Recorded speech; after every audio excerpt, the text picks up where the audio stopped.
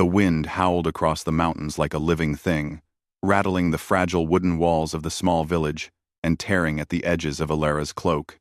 Snow fell in thick, heavy sheets, blinding her with every step she took.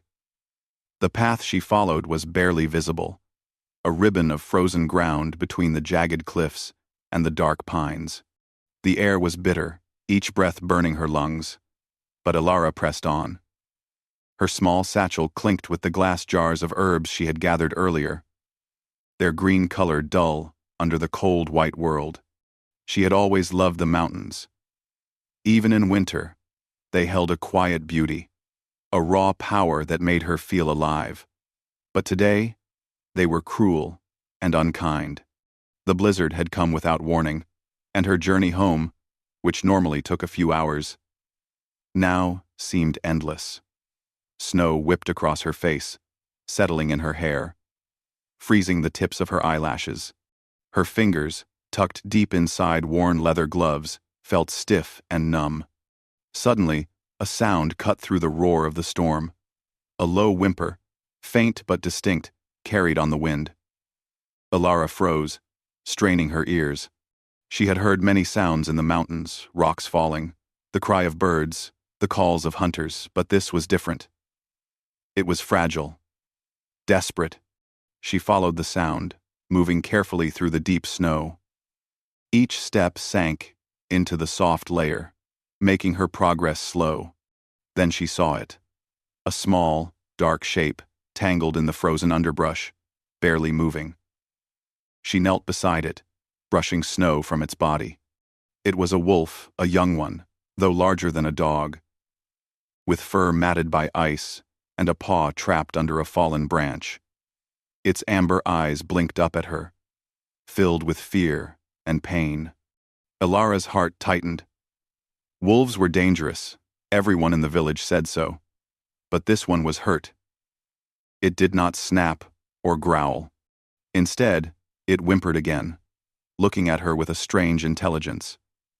Something in those eyes told her that this creature was not wild in the way the hunters feared. It was scared, yes, but also aware. Carefully, she lifted the branch. The wolf flinched but did not run. Its paw was bruised and bleeding slightly, the ice cutting through its fur and skin. Alara murmured to it softly, letting her voice carry over the wind. "It's okay. You're safe now. Just stay still." With gentle hands, she wrapped the paw in a strip of cloth from her cloak. The wolf pressed lightly against her, as if understanding her kindness. A shiver ran through its body, but it did not pull away. Alara's heart ached for it. She had never felt such a connection with a wild creature before. Something about this wolf felt different, as if it was more than it seemed. "I can't leave you here," she whispered, brushing the snow from its fur. "You won't survive the night like this." She looked around. The storm was fierce, and there was no other shelter nearby. With careful effort, she lifted the wolf into her arms. Its weight was heavy but not unbearable, and she wrapped her cloak around both of them as she trudged toward her cabin. The small cabin was barely standing against the storm. Its walls leaned slightly, and the chimney gave a weak puff of smoke.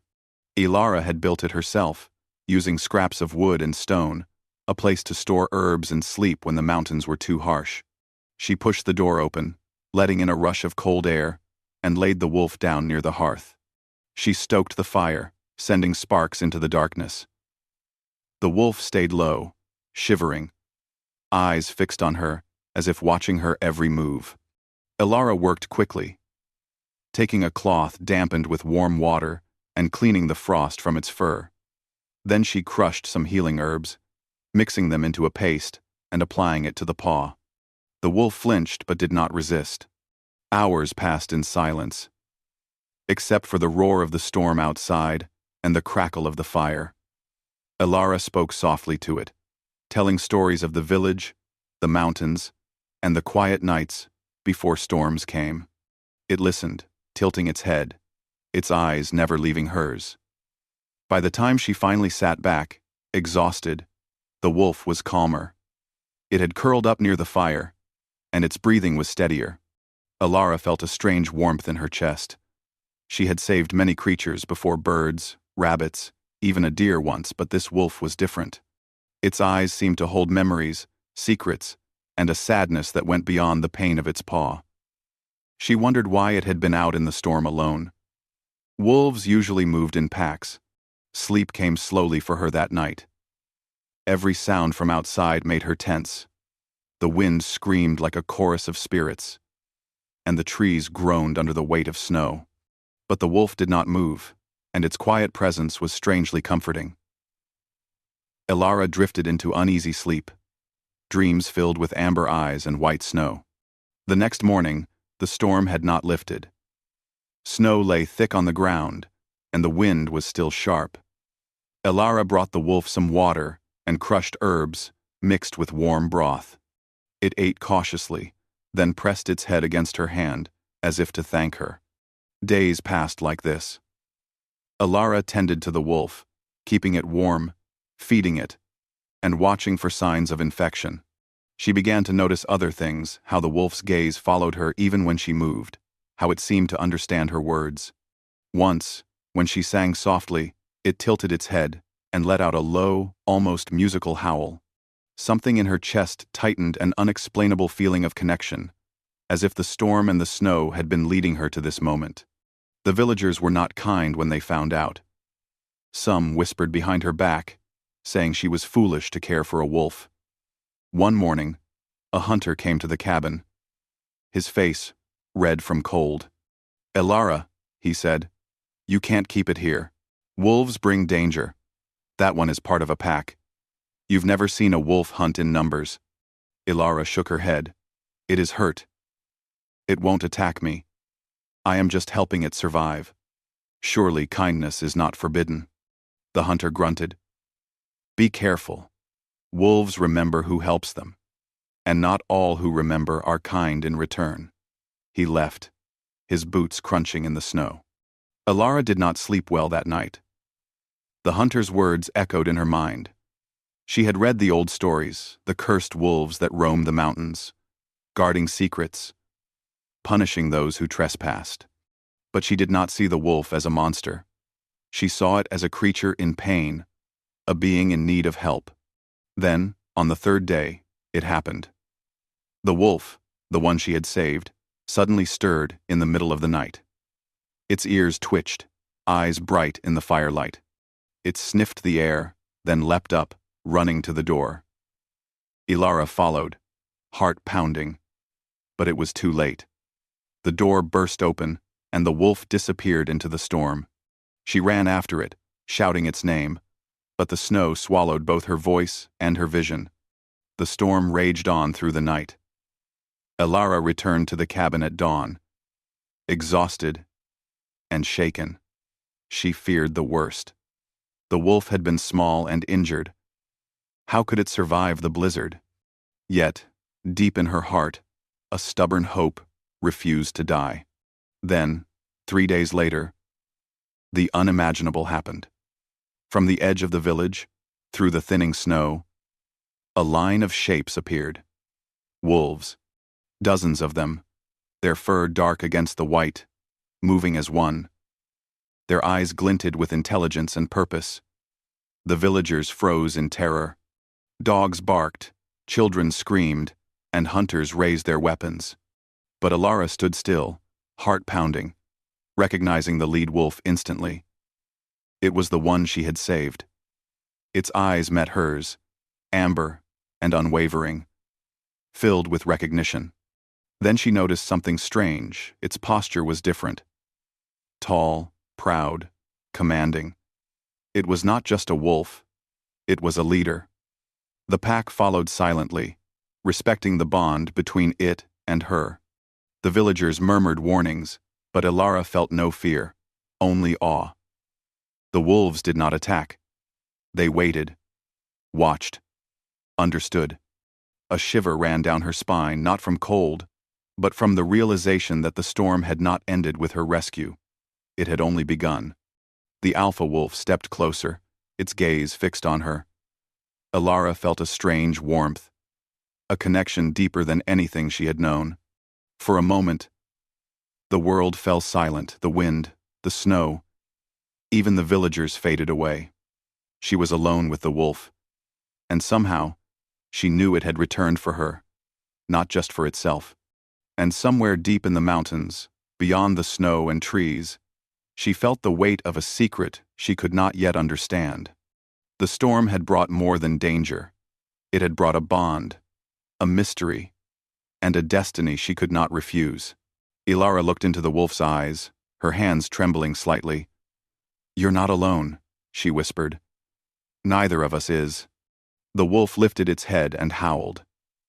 It was not a cry of fear or anger, but a song of acknowledgement, a call to the mountains, to the world, and perhaps to something even older. The pack joined in, their voices rising together in harmony, echoing across the snowy peaks. Ilara's heart pounded in her chest.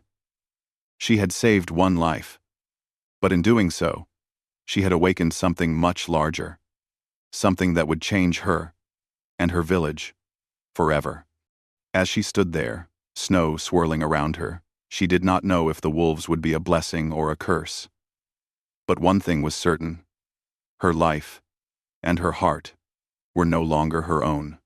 They were bound to the storm, the mountains, and the amber eyes that had returned for her. And so, the first chapter of their story ended not with fear, but with a promise of what was to come. The wolves had arrived, the snowstorm had not yet passed, and the world beyond the mountains waited for the choices she would make. The morning after the wolves arrived, Ilara woke to a silence she had never known in her life. The snow had slowed to a gentle fall, dusting the village in white, but the pack had not moved. They lay at the edge of the forest, watching her cabin with eyes that glinted like amber flames. Their presence was both terrifying and comforting. Villagers kept their distance, whispering among themselves, fearful of the mysterious creatures. Ilara stepped outside, the snow crunching beneath her boots. The alpha wolf, the one she had saved, rose and padded forward. Its movements were smooth, almost careful, as if it knew she was watching. She held out her hands, though she knew wolves did not need human commands. It stopped a few feet away, eyes fixed on her, and tilted its head. "Come closer," she murmured softly, feeling a courage she did not know she had. The wolf took one step forward, then another, until it was close enough for her to see the scars on its legs and the frost in its fur. There was a strange dignity in its posture, a strength tempered by the experience of pain. Ilara noticed something unusual as she looked into its eyes. There was a glimmer of intelligence that went beyond instinct, a recognition, a thoughtfulness that seemed almost human. Her heart thumped. Could this be the same wolf from the old stories? The ones whispered about by elders in the village. The stories of wolves that could speak without words, that had souls older than the mountains themselves. She reached out and brushed her hand across the thick fur of its neck. The wolf did not flinch.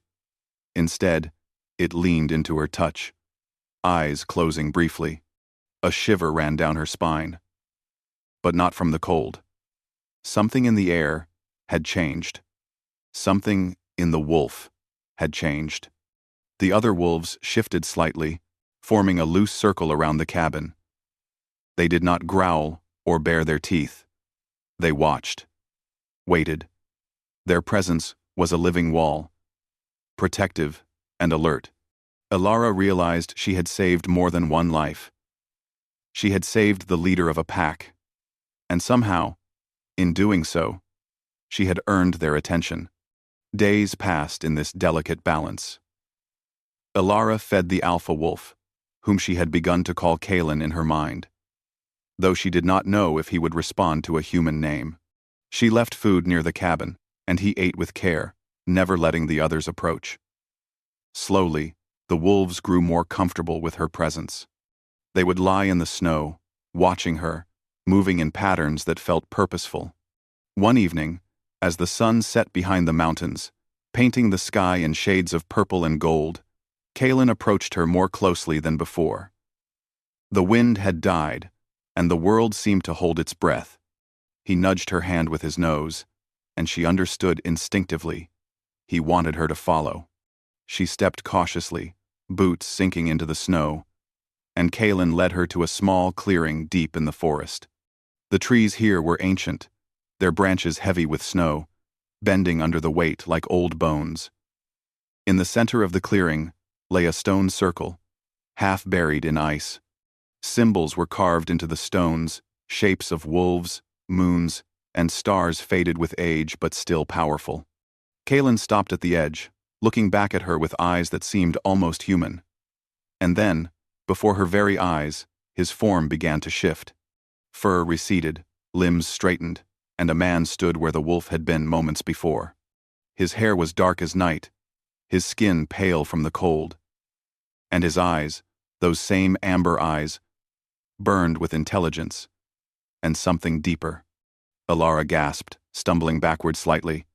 You're human," she whispered, disbelief and awe mixing in her voice. "I am," Kaelin said, his voice low and melodic, carrying a strange echo of the howl she had heard in the storm. "And I am the wolf you saved." Her mind raced. The stories had always spoken of cursed wolves, guardians of the mountains, bound to human form under certain conditions. But she had never imagined it could be real, and certainly not in front of her. Why are you here?" she asked. Though part of her already knew the answer. Kaelin looked down at her, expression softening. "Because you saved me. Not just from the storm, but from myself. From the curse that has held me for centuries." Alara's heart thumped. Centuries? Could it be true? His presence was both terrifying and comforting. A paradox that made her chest ache. She had only meant to help an injured animal, and now she stood before a being whose story was older than the mountains themselves. I don't understand," she said, taking a cautious step closer. "You're a wolf, and now you're a man?" Kaelin nodded. "The wolves are my family, my guardians. The pack follows me because I am bound to them. But for centuries, I was trapped in the form of a wolf. Only someone with a pure heart, someone who acts without fear or greed, can awaken me." Alara swallowed hard, the weight of her actions pressing on her. "I didn't know. You acted with compassion," he said gently. "And in doing so, you changed fate." A silence fell over the clearing. Snowflakes drifted lazily around them, and even the wind seemed to pause. Alara studied Kaelin's face, noting the lines of weariness, the hint of sadness in his eyes. He was more than a wolf. He was a being who had carried centuries of loneliness, trapped between worlds. I think I need to sit," she murmured, lowering herself onto a fallen log. Her hands trembled slightly, and Kaelin knelt beside her, careful not to crowd her space. "Do not fear me," he said, his voice gentle but firm. "I am no longer a threat. I am bound to protect those who show kindness, and you have shown me more than any human in 100 years." Alara looked at him, feeling a mixture of awe and unease. "And the pack? They're still wolves?" Kaelin glanced toward the edge of the clearing. The wolves waited silently, their eyes glinting like embers. "They are still wolves. But they respect you because of what you did for me. You have touched more than one life in this forest." As the days turned into nights, Alara and Kaelin spent time together in the clearing and at her cabin. She learned more about him. Fragments of memories, of the mountains, of the curse that bound him. And in return, he learned about her life, her fears, her hopes. A bond grew between them, quiet and profound, built on trust and shared silence more than words. Yet tension remained.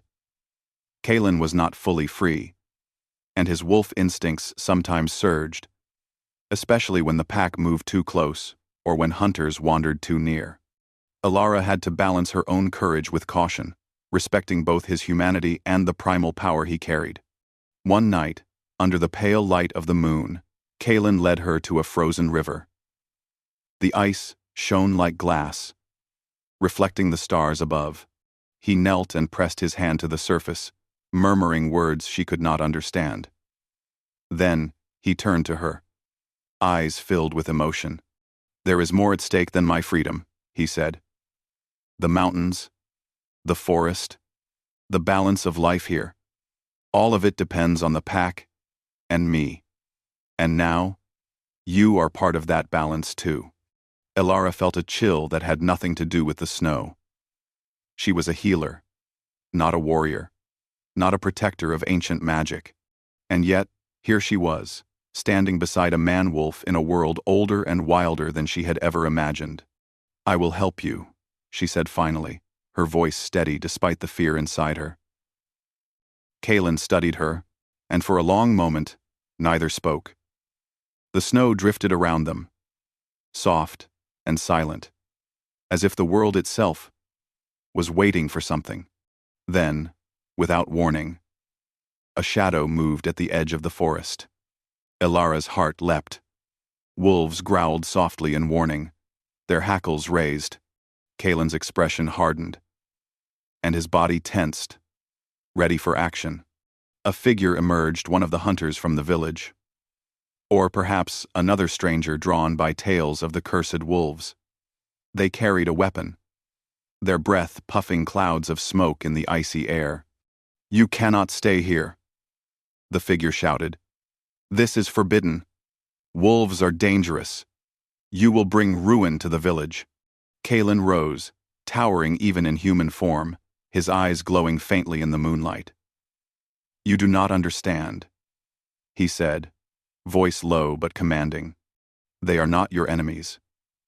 They are not mine alone either. They are part of the balance, part of the world you fear, because you cannot see it." Elara stepped forward, heart pounding, placing a hand on his arm. "Please," she said. "You cannot fight them yet. You must listen." For a moment, the hunter hesitated, uncertain. The wolves, dozens of them, shifted, forming a protective line behind Kaelin. Their presence was overwhelming. And even the brave hunter felt the weight of centuries of power and instinct pressing down on him. Kaelin turned to Elara, eyes softening. "You have courage," he said, "and you are wise. But the world outside this forest may not understand the bond we share. We must be careful." Elara nodded, feeling the truth of his words. The snow whispered around them, carrying the echo of the wolf's howl from 3 nights before, a call of recognition, of loyalty, of a connection that could not be broken. And in that moment, she understood. Saving one life had changed many. Saving one wolf had brought her into a world she could barely comprehend. And Kaelin, the wolf, the man, the guardian, had chosen to trust her. The night stretched on, the cold pressing against them. But for the first time, Elara felt warmth that had nothing to do with fire. It was the warmth of trust, of connection, of the beginning of something that could change everything. As the wind stirred again, carrying whispers of distant mountains and hidden secrets, Elara knew the storm was not over. The pack had returned, the Alpha was awakened, and her life was entwined with theirs in ways she could not yet see. She looked at Kaelin, his amber eyes meeting hers, and felt a tremor of something she could not name. Hope? Fear? Longing? Perhaps all three. And somewhere in the silent forest, beyond the reach of village walls, the pack waited, watching, knowing. The true test, the true journey, had only just begun. The snow had stopped, leaving the mountains covered in a thick, sparkling white blanket. But Elara felt the weight of the world pressing around her. Kaelin stood beside her at the edge of the clearing, the alpha wolf at his side, the rest of the pack scattered like shadows among the trees. The air was crisp, and the smell of pine and frost filled her lungs. She shivered, though the cold was not the only thing stirring in her chest. Kaelin's gaze, amber and intense, never left hers. Over the past days, they had grown close in ways neither of them could explain. Trust had formed slowly, like frost melting into water. The bond between them was no longer just about life and survival. It was something deeper, something fragile and precious, like the first snow of winter. "You have changed the balance," Kalen said quietly, his voice carrying over the snow. "Not just for me, but for the pack, for this forest, for the mountains themselves." Ilara took a step closer. "I didn't mean to. I only wanted to help." "Too." He smiled faintly, a mix of sadness and wonder in his expression. "Intentions matter. You acted without fear, without thought of reward. That is why I am free now." Even as he spoke, Kalen's body tensed, and the alpha wolf growled low in the distance. A ripple of unease passed through the pack. Ilara looked toward the shadows, her heart pounding. Something had changed. The air felt heavy, as if the forest itself were holding its breath. From the edge of the clearing, dark shapes emerged, wolves that were not part of Kalen's pack. Their eyes glowed faintly, and their movements were sharp, predatory. Kalen's stance shifted immediately, protective and commanding. He stepped in front of Ilara, his presence towering, yet not frightening. It was a presence born of authority, of power, tempered by care. "They are not friends," Kalen murmured. "They are drawn to the strength of the bond between human and wolf, and they seek to test it." Ilara's hands trembled, but she stayed close to him. "What do we do?" Kalen looked toward the pack behind him. "We face them together. You do not fight them with claws or teeth, but with courage and trust. That is your strength." The intruding wolves circled, eyes glinting, testing the limits of the alpha's authority. The pack behind Kalen shifted, forming a barrier around him and Ilara, showing loyalty and discipline. Ilara took a deep breath. She could feel Kalen's heartbeat, steady and strong, and the rhythm of the pack around them. Somehow, the connection she had felt since saving him gave her strength. She stepped forward, raising her hands slowly. "We mean no harm," she called out, her voice steady despite the fear. "We are not your enemies." For a moment, there was silence. The snow sparkled around them, and even the wind seemed to wait. Then, the intruders shifted, and a low growl echoed through the clearing. Kalen's body moved with precision, every motion controlled, yet fluid. He did not attack, but he did not retreat. He was the alpha strong, commanding, yet guided by respect and understanding. Ilara watched, heart pounding, as the intruding wolves began to circle more slowly, their aggression fading.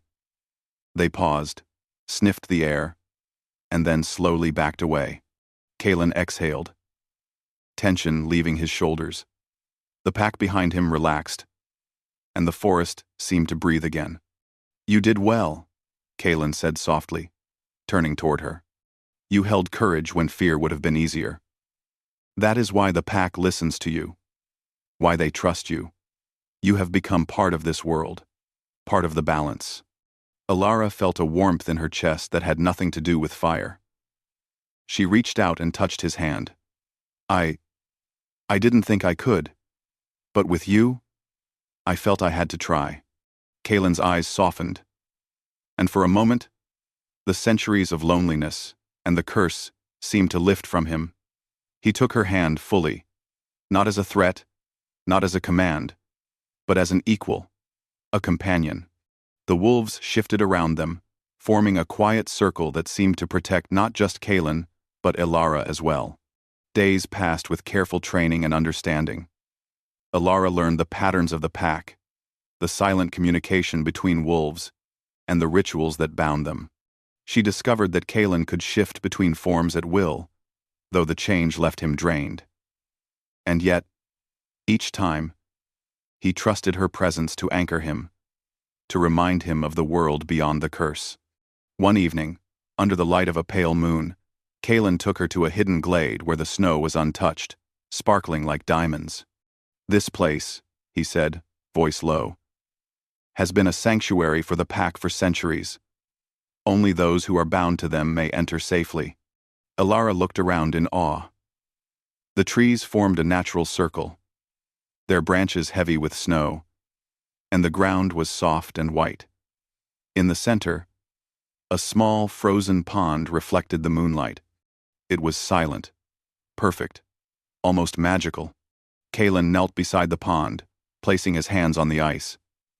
"Here, you will see the truth of the balance. Here, you will see the world as it is, and what must be protected." Elara watched him, her heart pounding.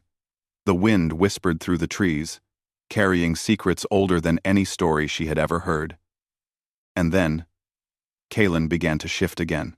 His fur receded, limbs straightened, and he stood fully human. The power and majesty of his wolf nature remained in his posture. In the intensity of his gaze, "I trust you," he said, looking at her with a depth that made her knees weak. "I trust you with my life, my past, and my future."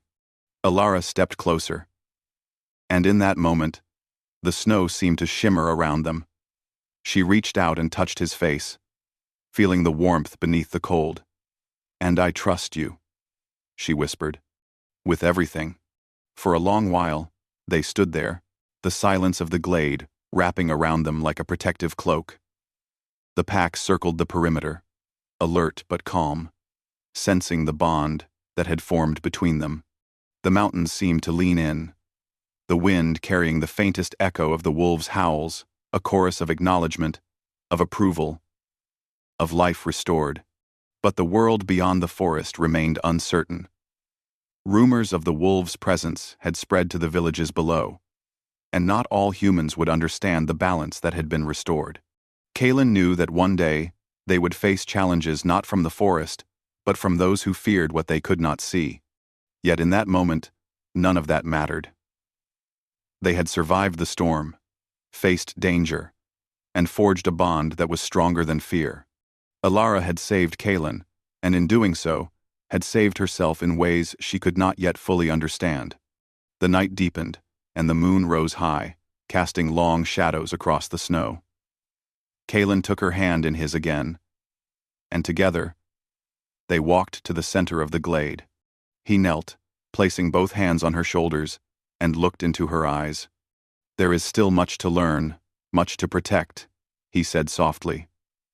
"But you have shown me the most important truth, that love, trust, and courage can break even the strongest curse." Elara felt tears prick at the corners of her eyes, not from sorrow, but from relief, joy, and awe. She had been afraid, yes, but the fear had been replaced by something stronger, a certainty that they could face whatever came next. Together, the wolves howled in the distance, a sound of triumph and unity, and the mountains echoed back. It was a song of life, of endurance, of balance restored. And in the quiet that followed, Elara realized that the story was not ending. It was only beginning. Kalen pulled her close, the warmth of his human form mingling with the strength of his wolf spirit. "The storm has passed," he murmured, "but our journey is just beginning." Elara nodded, feeling the weight and wonder of their shared destiny. She looked at the pack, at the mountains, at the forest that had become a home she never expected to find, and knew that she belonged here, not just as a healer, not just as a human, but as a guardian, a companion, and a friend to something older and wiser than she had ever imagined. The first snow of winter had fallen, bringing with it fear, danger, and uncertainty. But it had also brought life, connection, and the beginnings of love that would endure through storms, seasons, and the test of time. Elara took a deep breath of the crisp night air and smiled. The wolves were no longer a threat. They were a family, a force of nature, and a reminder that courage and compassion could awaken even the most ancient hearts. Kalen looked at her, amber eyes shining in the moonlight. "Come," he said softly. "There is much to see, much to learn, and the world awaits. But tonight, we rest. Tonight, we are free." Together, hand in hand, Human and Alpha, they walked back toward the cabin. The pack followed, silent and loyal. Snow drifted around them, soft and quiet. And the mountains watched in solemn witness. A bond had been formed, a curse broken, and a love awakened stronger than any storm, deeper than any winter, and more enduring than the centuries that had passed. The night was theirs, the forest theirs, and in the distance, the mountains promised adventures yet to come. The story of the wolf, the human, and the bond that had saved them both was only beginning, and the world would never be the same again.